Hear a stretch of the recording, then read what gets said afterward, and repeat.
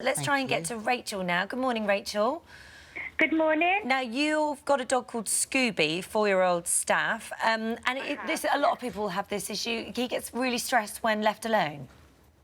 Yes, yeah. I can't leave him alone for longer than an hour. He tends to cry and howl.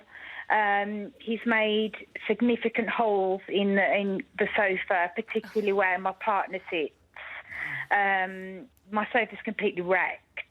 I've also had voice clippings sent from my neighbours to determine that the fact of how much he does kind of cry and howl when we're not there.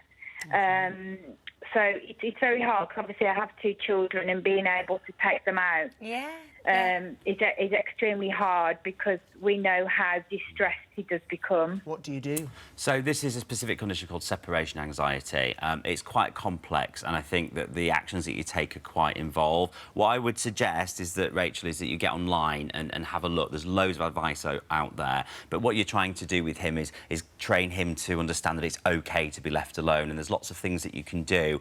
You can stop the triggers that you're leaving, so grabbing your keys, all that. Get him used to those kind of things and desensitise to them, and just make him feel OK and comfortable being on your own. It's a long process. You'll need lots of information. What sort of things would she find online? What will they say to her? So they'll talk you through techniques on how you leave a house, for instance, so that your dog doesn't start getting anxious on the way out. So things like leaving, standing outside the front door and coming back in again. So they're not, you know, kind of looking at you leaving and going, oh my God, they're leaving, and getting really panicky, and then starting the anxiety behaviour. Things, the trigger points we always do. We always put our coat on, we always grab the keys before we go. Doing that and not doing anything afterwards, so they get used to those signs, and they don't start associating all these signs with the anxiety type signs. But it's a long process, but it's definitely worth doing it, because eventually it does start to work. Yeah.